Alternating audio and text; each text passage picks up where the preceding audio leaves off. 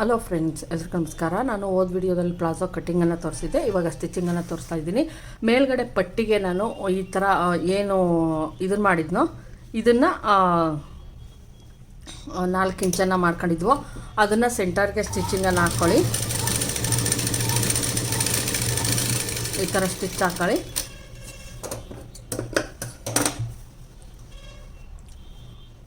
Stitch ಹಾಕ್ಕೊಂಡು ನಾವು ಇದನ್ನು ಮಾಡಬೇಕಾದ್ರೆ ಫೋಲ್ಡ್ ಮಾಡಬೇಕಾದ್ರೆ ಹಿಂಗೆ ಮಾಡಿ ಹಿಂಗೆ ಒಳಗೆ ಫೋಲ್ಡ್ ಮಾಡೋದ್ರಿಂದ ಫ್ರೆಂಡ್ಸ್ ಇಲ್ಲಿ ನಾನು ಕರೆಕ್ಟಾಗಿ ಮಾರ್ಕನ್ನು ಹಾಕ್ಬಿಡ್ತೀನಿ.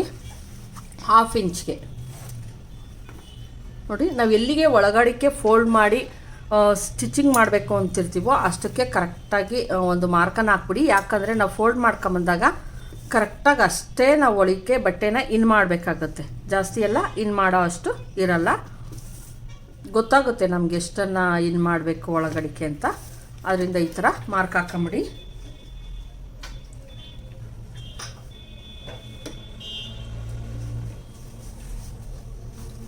ಫುಲ್ಲು ಮಾರ್ಕ್ ಹಾಕೊಂಡೆ ನಾನು ನೋಡಿ.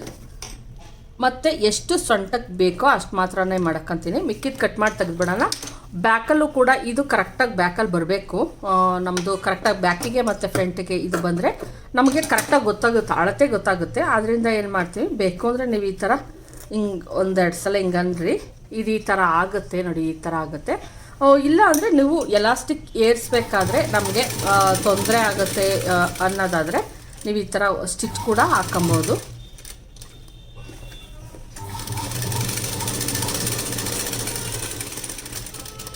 ನಮ್ಮ ಮಲಗ್ದಾಗೆಲ್ಲ ಒತ್ತಲ್ಲ, ಇದು ಎರಡೂ ಕಡೆಗೆ ಶೇರ್ ಆಗೋದ್ರಿಂದ ಬಟ್ಟೆ ನೋಡಿ. ಇಲ್ಲಿ ನಮಗೆ ಗೊತ್ತಾಗುತ್ತೆ ಬ್ಯಾಕಲ್ಲಿ ಎಷ್ಟು ಕರೆಕ್ಟಾಗಿ ಸೆಂಟ್ರಿಗೆ ಬರುತ್ತೆ ಅನ್ನೋದು ಗೊತ್ತಾಗುತ್ತೆ ನಮಗಿದು.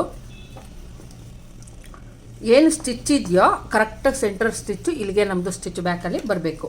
ಈಗ ಆಯಿತು, ನಾನು ಇದನ್ನು ಮೇಲಿಂದ ಫೋಲ್ಡ್ ಮಾಡಿದಾಗ ಇಷ್ಟನ್ನೇ ಒಳಕ್ಕೆ ಇನ್ ಮಾಡಬೇಕು ಅಂತ ನಮಗೆ ಗೊತ್ತಾಯಿತು. ಇಲ್ಲಿ ಮಾರ್ಕನ್ನು ಹಾಕೊಂಡಿದ್ದೀನಿ. ಈಗ ಇದನ್ನು ಸೇರಿಸೋಣ. ಇದು ಬ್ಯಾಕು ಮತ್ತು ಫ್ರಂಟ್ ಏನು ನಾನು ಅವತ್ತು ಹಿಪ್ ಪಾರ್ಟ್ ಆಸನ ಅಂತ ಏನು ಕರಿತೀವಿ ಇದನ್ನು ಕಟಿಂಗ್ ಮಾಡೋದನ್ನು ತೋರಿಸಿದ್ದೆ. ಈ ಬ್ಯಾಕಲ್ಲಿ ನಾವು ಒಂದು ಸ್ವಲ್ಪ ಜಾಸ್ತಿಯನ್ನು ತೆಗೆದುಕೊಬೇಕಾಗುತ್ತೆ ಫ್ರೆಂಡ್ಸ್. ಯಾಕಂದರೆ ಇಲ್ಲಿ ಗುಂಡ್ಪಿನ್ ಕೂಡ ಹಾಕಿದ್ದೆ ನಾನು, ಬ್ಯಾಕ್ ಇದೆ ಅಂತ ಗೊತ್ತಾಗಲಿ. ಫ್ರಂಟ್ಗೆ ನಾವು ಏನು ಮಾಡಿದ್ದೋ ನಾಚನ್ನು ಹಾಕ್ಕೊಂಡಿದ್ದೋ ಈ ಥರ. ಹೆಂಗೆ ಇಲ್ಲಾಂದರೆ ಕನ್ಫ್ಯೂಸ್ ಆಗೋ ಚಾನ್ಸಸ್ ಇರ್ತೈತೆ ನಿಮ್ಮದು. ಬ್ಯಾಕ್ಗೆ ಇಲ್ಲಾಂದರೆ ಇದೊಂದು ಪೀಸು ಅದೊಂದು ಪೀಸು ಕೂಡ್ಸೋ ಚಾನ್ಸಸ್ ಇರುತ್ತೆ. ಅದರಿಂದ ನೀವೇನು ಮಾಡಿ ಒಂದು ನಾಚನ್ನು ಹಾಕಿ, ಇಲ್ಲಾಂದರೆ ಈ ಥರ ಒಂದೇ ಒಂದು ಗುಂಡ್ಪಿನ್ ಹಾಕಿದ್ರು ಓಕೆ, ಇದೇ ಹಿಂಭಾಗದ ಪೀಸು ಅಂತ ನಮಗೆ ಕರೆಕ್ಟಾಗಿ ಗೊತ್ತಾಗುತ್ತೆ. ಹಿಂಭಾಗದಲ್ಲಿ ನಮ್ಮದು ಹಿಪ್ ಬರುತ್ತಲ್ವ ಫ್ರೆಂಡ್ಸ್, ಆದ್ದರಿಂದ ಏನು ಮಾಡಬೇಕಾಗುತ್ತೆ ನಾವು ಸೇಮ್ ದೊಡ್ಡ ಸೈಜ್ ಆಗಲಿ ಚಿಕ್ಕ ಸೈಜ್ ಆಗಲಿ ಸೇಮ್ ಮೆಥಡ್ ಇರುತ್ತೆ. ಸ್ಟಿಚಿಂಗ್ ಮಾತ್ರ ಯಾವುದೇ ಚೇಂಜಸ್ ಇರಲ್ಲ ಫ್ರೆಂಡ್ಸ್. ಸೇಮ್ ಮೆಥಡೇ ಫಾಲೋ ಮಾಡಬೇಕು ನೀವು ಸ್ಟಿಚಿಂಗಿಗೆ ಮಾತ್ರ. ಈ ಥರ ಕ್ರಾಸಾಗೇ ಇರಲಿ, ನೀಟಾಗಿ ಸ್ಟಿಚಿಂಗನ್ನು 2 ಸ್ಟಿಚ್ಗಳನ್ನು ಹಾಕೊಳ್ಳಿ ಫ್ರೆಂಡ್ಸ್. ಇದನ್ನು ಸೇಮ್ ಸ್ಟಿಚ್ಚು 2 ಹಾಕಿ. ಮೊನ್ನೆ ಯಾರೋ ಪ್ಯಾಂಟಲ್ಲಿ ಸ್ಟಿಚ್ ಹಾಕ್ಬಿಟ್ಟು ಈ ಥರ ಬರ್ತಾಯಿದೆ ಅಂತ ಕಳಿಸಿದ್ರು. ಅಂದರೆ ಅವರು ಪ್ಯಾಂಟಲ್ಲಿ ಕರೆಕ್ಟಾಗಿ ಸ್ಟಿಚ್ ಹಾಕಿಲ್ಲ ಸೆಂಟರಲ್ಲಿ. ಈಗ ತೋರಿಸ್ತೀನಿ ನೋಡಿ, ಇದು ನೋಡಿದ್ರೆ ನಿಮ್ಗೆ ಅರ್ಥ ಆಗ್ಬೋದು ಯಾವ ಥರ ಸ್ಟಿಚ್ ಹಾಕಬೇಕು ಅಂತ. ನೋಡಿ ಈಗ ಕರೆಕ್ಟಾಗಿ ಆಯಿತು. ಈಗ ನೋಡಿ ಇದು ಬ್ಯಾಕ್ ಪಾರ್ಟ್ಸು ಫ್ರೆಂಡ್ಸ್. ಇದು ಬ್ಯಾಕ್ದು ರೆಡಿ ಆಯಿತು ನಮಗೆ, ಸರಿನಾ? ಈಗ ಬ್ಯಾಕ್ದಾಯಿತು. ಈಗ ಫ್ರಂಟನ್ನು ನಾವೇನು ಮಾಡೋಣ, ಇನ್ನೊಂದು ಸೈಡು ಕೂಡ ಸೇಮ್ ಸ್ಟಿಚಿಂಗನ್ನು ಹಾಕ್ಬಿಡಿ ಫ್ರೆಂಡ್ಸ್. ಸೇಮ್ 2 ಸೈಡು ಏನು ಮಾಡಬೇಕಾಗುತ್ತೆ, ನಾವು ಸ್ಟಿಚ್ಚನ್ನು ಈ ಥರ ಹಾಕೊಂಬಿಡೋಣ. ಇಲ್ಲಿ ನೋಡ್ತಾ ಇರ್ಬೋದು, ನಾಚನ್ನು ಹಾಕಿದ್ದೀನಿ ನಾನು 2 ಸೈಡು. ಈ ಥರ ಹಾಕಿದಾಗ ಏನಾಗುತ್ತೆ ನಿಮಗೆ ಗೊತ್ತಾಗುತ್ತೆ ಇದೇ ಬ್ಯಾಕ್ ಸೈಡು ಇದೇ ಫ್ರಂಟ್ ಸೈಡು ಅಂತ.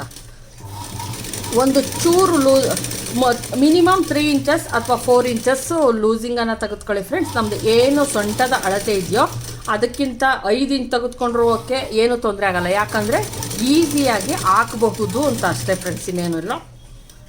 ನಮ್ಮದು ಕರೆಕ್ಟಾಗಿರೋ ಅಷ್ಟು ಸೊಂಟದ್ದನ್ನು ನೀವು ತೆಗೆದುಕೊಂಡ್ಬಿಟ್ರೆ ವೇರ್ ಮಾಡಿದಾಗ ಕೆಲವು ಸಲ ಏನು ದಪ್ಪ ಇರ್ತೀವಿ ನಾವು, ದಪ್ಪ ಇರೋರಿಗೆ ಒಂದು ಚೂರು ಏನಾಗುತ್ತೆ, ಹೊಟ್ಟೆ ಎಲ್ಲ ಇರೋರಿಗಾದರೆ ನಾವೇನು ಮಾಡಬೇಕಾಗುತ್ತೆ, ಒಂದು ಸ್ವಲ್ಪ ಲೂಸಿಂಗನ್ನು ನಾವು ತೆಗೆದುಕೊಬೇಕು. ಇಲ್ಲಾಂದರೆ ಫಿಟ್ಟಿಂಗ್ ಅಷ್ಟು ಕರೆಕ್ಟಾಗಿ ಬರೋಲ್ಲ.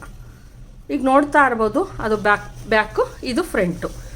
ಒಂದು 10 ನಿಮಿಷ 15 ನಿಮಿಷದಲ್ಲಿ ನಾವು ಆರಾಮಾಗಿ ನಾವು ಮಾಡಿಬಿಡ್ಬೋದು ಫ್ರೆಂಡ್ಸ್. ಇದು ಸೊಂಟ ಇಷ್ಟು ಇರುತ್ತಾ? ಖಂಡಿತ ಇಲ್ಲ, ಇಷ್ಟಕ್ಕೆ ಬರುತ್ತೆ. ನಾವೆಲ್ಲ ಸ್ಟಿಕ್ ಹಾಕ್ತೀವಲ್ವ ಫ್ರೆಂಡ್ಸ್, ಇಷ್ಟು ಇರಬೇಕು ನಮಗೆ. ಲೂಸಿಂಗು ಅಂದಾಗ ಬೇಕಲ್ವ ಫ್ರೆಂಡ್ಸ್. ತೆಗೆದುಕೊಂಡಿದ್ದೀನಿ. ಮತ್ತು ಇದು ಬ್ಯಾಕ್ ಪಾರ್ಟ್ಸು ಮತ್ತು ಫ್ರಂಟ್ ಪಾರ್ಟ್ಸು ಎರಡೂ ಕೂಡ 2 ಸ್ಟಿಚ್ಚನ್ನು ಹಾಕ್ಕೊಂಬಿಟ್ಟಿದ್ದೀನಿ. ಈಗ ನೀವು ಮಾಡಬೇಕಾದೇನಪ್ಪ ಅಂದರೆ ಉಲ್ಟಾ ಯಾವುದು ಸೀದಾ ಯಾವುದು ನೋಡ್ಕೊಂಡು ಕೆಳಗಡೆ ನಾವು ಫೋಲ್ಡ್ ಮಾಡಿ ಸ್ಟಿಚ್ಚನ್ನು ಮಾಡ್ಕೊಂಬಿಡಿ. ಇಷ್ಟು ನನ್ನ ಹತ್ರ ಸುಮಾರು 5 ಥರ ಪ್ಲಾಜೋ ಪ್ಯಾಂಟ್, 5 ಥರ ಪ್ಲಾಜೋ ಪ್ಯಾಂಟ್ ಅಂದರೆ ಒಂದೇ ಥರ ಬರೋಲ್ಲ ಫ್ರೆಂಡ್ಸ್, 5 ಥರ ಐತೆ. 5 ಥರನೂ ನಾನು ದೊಡ್ಡವರು ಹೊಲಿಯಬೇಕಾದ್ರೆ ತೋರಿಸ್ತೀನಿ, ನೋಡಿವ್ರಂತೆ ಅವಾಗ ಗೊತ್ತಾಗುತ್ತೆ ನಿಮಗೆ.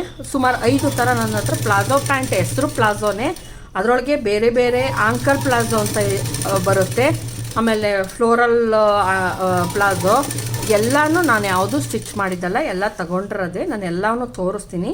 ನಾನು ಆಲ್ಮೋಸ್ಟ್ ಈ ನಡುವೆ ಎಲ್ಲ ಪ್ಲಾಜೋನೇ ಹಾಕ್ತೀನಿ ಫ್ರೆಂಡ್ಸ್, ತುಂಬ ಕಂಫರ್ಟಬಲ್ ಆಗಿರುತ್ತೆ.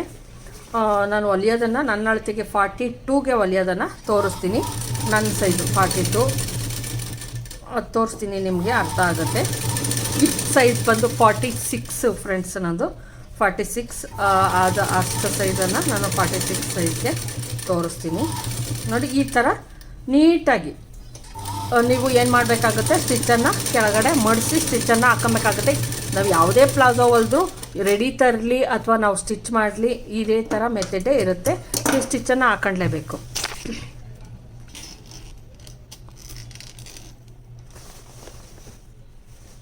ನೋಡ್ಕೊಂಡು ಸ್ಟಿಚ್ಚನ್ನು ಹಾಕೊಳ್ಳಿ, ಯಾವುದು ಉಲ್ಟಾ ಯಾವ ಸೀದಾ ಅಂತ ನೋಡ್ಕೊಂಡು ಮಾಡಿ.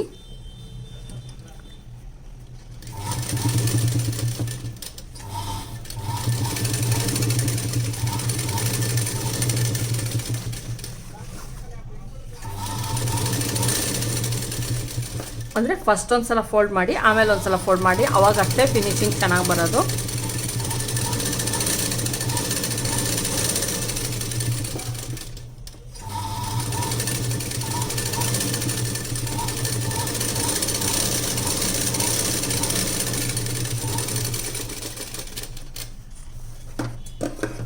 ಈಗ ನೋಡಿ ಏನು ನಾವು ಕೆಳಗಡೆಯಿಂದ ಇದು ಮಾಡ್ಕೊಂಡಿದ್ವಾ ಫ್ರೆಂಡ್ಸ್, ಇದನ್ನು ನಾವು ಹೊಲ್ಕೊಂಬಿಡೋಣ. ಒಂದೊಂದೇ ಕಾಲ್ದು ನೋಡಿ, ಇದೇನಿದೆಯೋ ಇವೆರಡು ಪಾರ್ಟ್ಸ್ಗಳು, ಇದು ಇದ್ರದಲ್ವಾ, ಇವೆರಡು ಪಾರ್ಟ್ಸ್ಗಳು ಈ ಥರ ಕರೆಕ್ಟಾಗಿ ಇದು ಇಲ್ಲಿಗೆ ಬರಬೇಕು ಫ್ರೆಂಡ್ಸ್. ಇವೆರಡು ಪಾಯಿಂಟ್ಗಳು ಏನಿದ್ದಾವೆ ಇವೆರಡು ಕರೆಕ್ಟಾಗಿ ಇಲ್ಲಿಗೆ ಬರಬೇಕು. ನಾನು ಮತ್ತು ಇದು ಕೂಳೆನೂ ಅಷ್ಟೇನೆ ಒಂದೇ ಸೈಡ್ಗೆ ಹಿಂಗೆ ಹೋಗಂಗೆ ನೋಡ್ಕೊಂಡು ನಾನು ಇಲ್ಲಿ ಗುಂಡ್ಪಿನ ನಾನು ಹಾಕೊಂಬಿಡ್ತೀನಿ ಫ್ರೆಂಡ್ಸ್. ಮತ್ತು ಇಲ್ಲಿ ಯಾವ ಮೆಥಡಲ್ಲಿ ಸ್ಟಿಚ್ ಮಾಡಬೇಕು ಅಂತ ತೋರಿಸ್ತೀನಿ, ಶೇಪ್ ಚೆನ್ನಾಗಿ ಬರಬೇಕು ಅಂದರೆ. ನೋಡಿ ಹಿಂಗೆ ಇಲ್ಲಿ ಇದನ್ನು ಇಟ್ಕೊತಾ ಇದ್ದೀನಿ. ನೋಡಿ ಇದು ನಮ್ಮ ಲೂಸು, ನಮ್ಗೆ ಎಷ್ಟು ಬೇಕೋ ಅಷ್ಟು ಲೂಸನ್ನು ನಾವು ಇಲ್ಲಿ ಪ್ಯಾಂಟ್ ಇಟ್ಕೊಂಡಿದ್ದೀವಿ. ಇಲ್ಲಿ 1 ಇಂಚು ಅಥವಾ 1/2 ಇಂಚಿಗೆ ನಾವು ಸ್ಟಿಚ್ ಹಾಕಿದ್ರೆ ಸಾಕಾಗುತ್ತೆ ಫ್ರೆಂಡ್ಸ್, ತುಂಬ ಎಲ್ಲ ಬೇಡ. ನೋಡಿ ಇಲ್ಲಿ ಒಂದು 1/2 ಇಂಚ್ಗೆ ಅಷ್ಟೇ ಸ್ಟಿಚ್ ಹಾಕ್ತಿದ್ದೀನಿ ನಾನು. ತುಂಬ ಈಸಿ ಫ್ರೆಂಡ್ಸ್, ಮಿನಿಮಮ್ 10ರಿಂದ 15 ನಿಮಿಷದಲ್ಲಿ ಒಂದು ಪ್ಲಾಜೋವನ್ನು ಸ್ಟಿಚಿಂಗನ್ನು ಮಾಡ್ಬೋದು. ನೋಡಿ ಈ ಥರ ಬನ್ನಿ, ಫುಲ್ಲು ಈ ಥರ ಬರಬೇಕು. ಇಲ್ಲೂ ಅಷ್ಟೇ ನಾವು ಇಲ್ಲಿ ಗುಂಡ್ಪಿನನ್ನು ಹಾಕ್ಕೊಂಡಿರ್ತೀವಿ, ಆದ್ದರಿಂದ ಏನಾಗುತ್ತೆ ಕರೆಕ್ಟಾಗಿ ಅಲ್ಲಿಗೆ ಶೇಪ್ ಬರುತ್ತೆ. ಮತ್ತು ಇಲ್ಲಿ ನೋಡ್ತಾ ಇರ್ಬೋದು, ಇಲ್ಲಿ ಜಾಸ್ತಿ ಇಲ್ಲ ಹೈಟೆಲ್ಲ ಬರೋಕ್ಕೆ ಹೋಗಬೇಡಿ ಫ್ರೆಂಡ್ಸ್. ನೋಡಿ ಇಲ್ಲಿ ಬಂದು 1/2 ಇಂಚ್ ಅಷ್ಟೇನೇ, 1/2 ಇಂಚ್ಗೆ ನೋಡಿ ಇಷ್ಟಕ್ಕೆ ಸ್ಟಿಚ್ಚನ್ನು ನೀಟಾಗಿ ಹಾಕಬೇಕಾಗುತ್ತೆ. ನೋಡಿ ಇಲ್ಲಿ ಸೆಂಟರಲ್ಲಿ ಬಂದಾಗ ಒಂದು 2 ಸಲ ಈ ಥರ ರಫನ್ನು ಮಾಡಿ, ರಫ್ ಮಾಡಿಬಿಟ್ಟು ನೀಟಾಗಿ ಹಿಂಗೆ ಇಟ್ಕೊಳ್ಳಿ. 4 ಲೇಯರ್ಗಳು ಕರೆಕ್ಟಾಗಿರಲಿ, 2 ಲೇಯರ್ ಈ ಥರ ಸ್ಟಿಚಿಂಗನ್ನು ಹಾಕೊಂಬಿಡಿ. ಇನ್ನೊಂದು ಸೇಮ್ ಸ್ಟಿಚ್ಚನ್ನು ಹಾಕಬೇಕಾಗುತ್ತೆ ಫ್ರೆಂಡ್ಸ್. ಒಟ್ಟು 2 ಸ್ಟಿಚ್ಚನ್ನು ಹಾಕಬೇಕಾಗತ್ತೆ ನಾವು.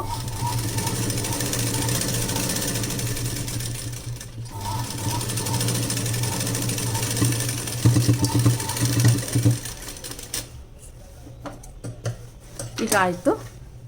ಈಗ ಇದು ಕೆಳಗಡೆದು ಅಕಸ್ಮಾತ್ ಇಲ್ಲೇನು ಒಂಚೂರು ಅಂದರೆ ನೋಡಿ ಈ ಥರ ಹಿಂಗೆ ನಾಚನ್ನು ಮಾಡಿ ಹಿಂಗೆ ಕಟ್ ಮಾಡಿ ನೋಡಿ ಇಲ್ಲಿ ಡಾಟ್ಸ್ ಹಿಡೀರಿ ಫಸ್ಟು, ಯಾವುದೇ ಕಾರಣಕ್ಕೂ ಬಿಟ್ಕೊಂಬಾರ್ದು.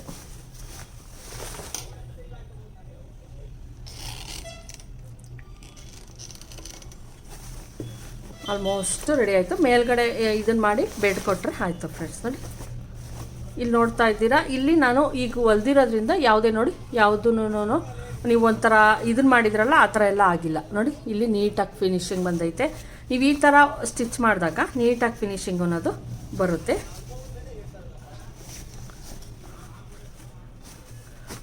ಈಗ ಮೇಯ್ನ್ ಯಾವುದು ಅಂದರೆ ನೀವು ಫ್ರಂಟ್ ಯಾವುದು ಬ್ಯಾಕ್ ಯಾವುದು ನೋಡ್ಕೊಳ್ಳಿ. ಯಾಕಂದರೆ ನಾಚ್ ಹಾಕೊಂಡಿದ್ವಲ್ಲ ಅದು ಫ್ರಂಟ್, ಬೇಕು ಅಂದರೆ ನಾವು ಇಲ್ಲಿ ಏನು ಕ್ರಾಸ್ ಇತ್ತು ಫ್ರೆಂಡ್ಸ್, ಇಲ್ಲಿ ಒಂದು ಸ್ವಲ್ಪ ಏನು ಮಾಡಿ ಈ ಥರ ನಾವು ಕ್ರಾಸ್ ಹೊಲ್ದಿದ್ವಲ್ಲ ಅಲ್ಲಿ ಒಂದು ಈ ಥರ, ಯಾಕಂದರೆ ಶೇಪ್ ಕರೆಕ್ಟಾಗಿ ಕೊಡಿ ಅಂತ ಅಷ್ಟೇ ಫ್ರೆಂಡ್ಸ್, ಇನ್ನೇನು ಇಲ್ಲ. ಈ ಥರ ಕಚ್ಚನ್ನು ಹಾಕೊಳ್ಳಿ, ಅವಾಗ ಶೇಪ್ ಬ್ಯಾಕಲ್ಲಿ ಶೇಪ್ ಅಂತ ಏನಿರುತ್ತೆ ಈ ಶೇಪ್ ಚೆನ್ನಾಗಿ ಕೂರುತ್ತೆ. ಇದು ಫ್ರಂಟು, ಇಲ್ಲಿ ನಾಚು ಹಾಕೊಂಡಿದ್ವಲ್ಲ ಇದು ಫ್ರಂಟಿಗೆ ಅಂತ ಗೊತ್ತಾಗಬೇಕು ಅಂದರೆ ನೀವೇನಾದರೂ ಒಂದು ಗುರ್ತನ್ನು ಮಾಡ್ಕೊಳ್ಳಿ ಫ್ರೆಂಡ್ಸ್, ಆವಾಗ ನೀಟಾಗಿ ಗೊತ್ತಾಗುತ್ತೆ. ಈಗೇನು ಗೊತ್ತಾ, ಇಲ್ಲಿ ಇದು ಇದು ಏನಿದೆಯೋ ಇವೆರಡು ಪಾರ್ಟ್ಸು, ಈಗ ನಾನು ಹೊಲ್ಕೊಂಡಿದ್ನಲ್ಲ ಫ್ರೆಂಡ್ಸ್ ಅದನ್ನು ಹಿಡ್ಕೊಂಡು ನೋಡ್ಕೊತೀನಿ ನಾನು. ಇದು ಕರೆಕ್ಟಾಗಿ ಸೆಂಟ್ರಿಗೆ ಬರೋಂಗೆ ಇದೇನು ಹೊಲ್ಕೊಂಡಿದ್ದೆ ಇದು ಕರೆಕ್ಟಾಗಿ ಒಂದು ಸಲ ಏನು ಮಾಡಿ ಹಿಂಗೆ ಇಕ್ಬಿಟ್ಟು ಗುಂಡು ಪಿನ್ನನ್ನು ಹಾಕ್ಬಿಡಿ.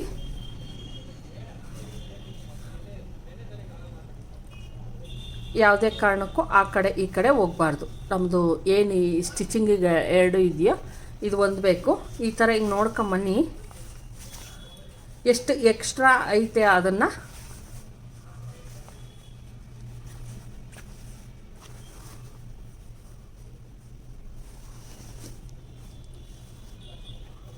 ನೋಡಿ. ತುಂಬ ಏನಿಲ್ಲ ಎಕ್ಸ್ಟ್ರಾ, ಇಷ್ಟನ್ನು ಹಾಫ್ ಇಂಚು ಕಟ್ ಮಾಡಿಬಿಡ್ತೀನಿ. ಎರಡೂ ಸೈಡು ಹಾಫ್ ಇಂಚು ಕಟ್ ಮಾಡಿಬಿಡ್ತೀನಿ.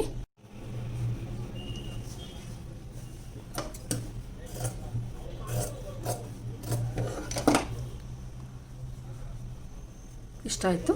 ಈಗ ಏನು ಮಾಡಬೇಕು, ಇದನ್ನು ಹೊಲ್ಕೊಂಬಂದ್ಬಿಡ್ತೀನಿ.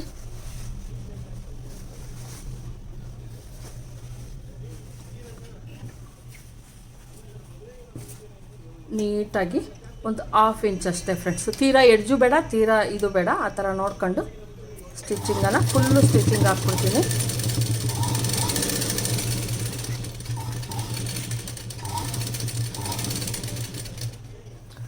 ದಾರನೇ ಇಲ್ಲ ಫ್ರೆಂಡ್ಸ್.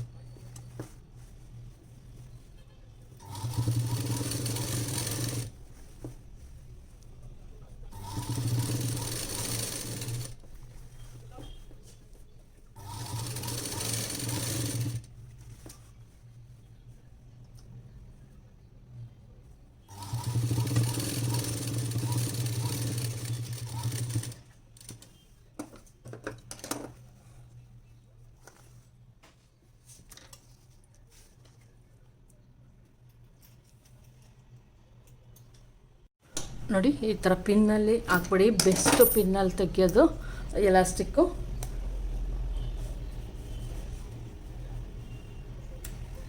ಇಷ್ಟಾದಮೇಲೆ ಎಲಾಸ್ಟಿಕ್ ಸೇಮ್ ಒಂದೇ ಇದ್ರೊಳಗೆ ಐತಾ ಅಂತ ನೋಡ್ಕೊಳ್ಳಿ. ಈ ಥರ ನಾನಿಲ್ಲಿ ಮಧ್ಯದಲ್ಲಿ ಯಾವುದೇ ಸ್ಟಿಚಿಂಗನ್ನು ಹಾಕ್ತಾಯಿಲ್ಲ ಫ್ರೆಂಡ್ಸ್. ಯಾಕಂದರೆ ಅಕಸ್ಮಾತ್ ಎಲಾಸ್ಟಿಕ್ ಲೂಸ್ ಆಯಿತು ಅಂದರೆ ನೀವು ಮಧ್ಯದಲ್ಲಿ ಸ್ಟಿಚ್ ಹಾಕಿದ್ರೆ ಅದನ್ನು ಬಿಚ್ಚಬೇಕಾಗತ್ತೆ. ನೋಡಿ ಇಷ್ಟಾಗಲ ಆಗುತ್ತೆ. 3 ಇಂಚು ಕಡಿಮೆ ಆಗೋ ಥರ ನೀವು ಇದನ್ನು ಹಾಕಿ. ಯಾಕಂದರೆ ಜಾಸ್ತಿ ಟೈಟ್ ಮಾಡಿದ್ರೆ ಹಾಕಿದಾಗ ಮಕ್ಳುಗಳಿಗೆಲ್ಲ ನೋಡಿ ಇಷ್ಟು ಬರುತ್ತೆ.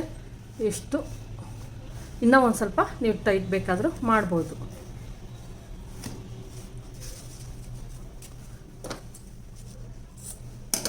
ಇಲ್ಲಿ ಈ ಥರ ನೀಟಾಗಿ ನೋಡ್ಕೊಂಡು ಎಲಾಸ್ಟಿಕ್ಕನ್ನು ಟೈಟ್ ಮಾಡಿಬಿಡಿ.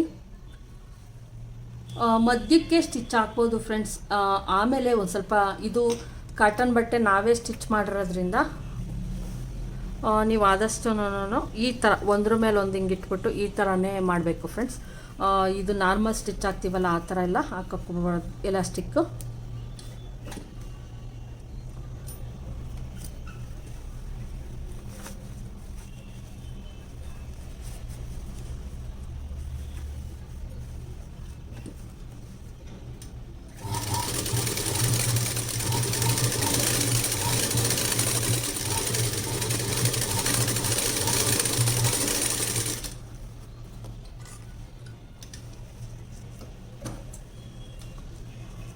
ಮತ್ತು ಈ ಎಕ್ಸ್ಟ್ರಾ ಇರೋದನ್ನು ಈ ಥರ ನೀಟಾಗಿ ಕಟ್ ಮಾಡಿಬಿಡಿ. ಈ ಥರ ಹಾಕಾದ್ಮೇಲೆ ನೀಟಾಗಿ 1-2 ಸಲ ಹಿಂಗೆ ಅಂದ್ಬಿಟ್ಟು ಇಲ್ಲಿ ಏನು ಎಕ್ಸ್ಟ್ರಾ ಬಿಟ್ಟಿರ್ತೀವ ನಾವು ಅದನ್ನು ನೀಟಾಗಿ ಲಾಸ್ಟಿಗೆ ಸ್ಟಿಚ್ಚನ್ನು ಹಾಕ್ಬಿಡಿ.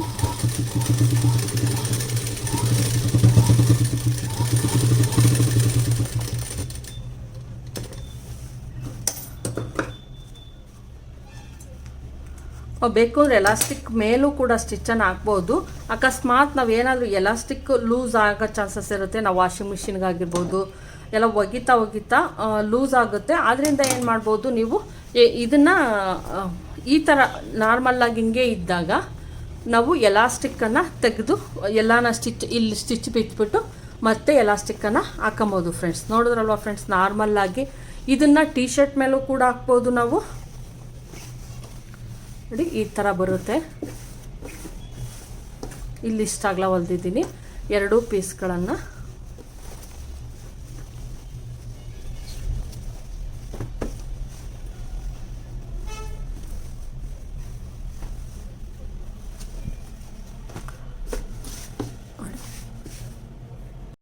ನೋಡಿ ಫ್ರೆಂಡ್ಸ್ ಹಿಂಗೆ ಬರುತ್ತೆ. ಇದು ಮಕ್ಳದ್ದು ಐರನ್ ಮಾಡಿದ್ರೆ ನೀಟಾಗುತ್ತೆ. ಮಕ್ಳದ್ದಾಗಿರೋದ್ರಿಂದ ಇಷ್ಟಾಗಲ ಸಾಕಾಗುತ್ತೆ ಪ್ಲಾಜೋ. ಇಲ್ಲಿ ಎಲಾಸ್ಟಿಕ್ಕನ್ನು ಹಾಕಿದ್ದೀನಿ. ಇದು ಅಷ್ಟೇ ಸೈಜು, ಇಲ್ಲಿಂದ ಇಷ್ಟು ಕೊಟ್ಟಿದ್ದೀನಿ. ದೊಡ್ಡವ್ರಿಗಾದ್ರೆ ಸ್ವಲ್ಪ ಎಕ್ಸ್ಟ್ರಾ ತೆಗೆದುಕೊಬೇಕಾಗುತ್ತೆ. ಇದು ಬ್ಯಾಕು ಫ್ರೆಂಡ್ಸ್, ಇದು ಫ್ರಂಟು. ಬ್ಯಾಕ್ ಹೆಂಗೆ ಗೊತ್ತಾಗುತ್ತೆ ಅಂದರೆ ನಾನು ಇಲ್ಲಿ ಮಡಿಸಿ ಹೊಲ್ದಿದ್ದೀನಿ, ಅದರಿಂದ ಇದು ಬ್ಯಾಕು, ಇದು ಫ್ರಂಟು. ಆರಾಮಾಗಿ ಮಕ್ಕಳುಗಳಿಗೆ ಮನೆ ಹತ್ರ ಆರಾಮಾಗಿ ಹಾಕ್ಬೋದು ಫ್ರೆಂಡ್ಸ್. ತುಂಬಾ ಚೆನ್ನಾಗಿ ಕಾಣಿಸ್ತಾ ಇರ್ತೈತೆ. ನೋಡಿ ಇಲ್ಲಿ ಎಲ್ಲ ಲೂಸಿಂಗು ಚೆನ್ನಾಗೈತೆ.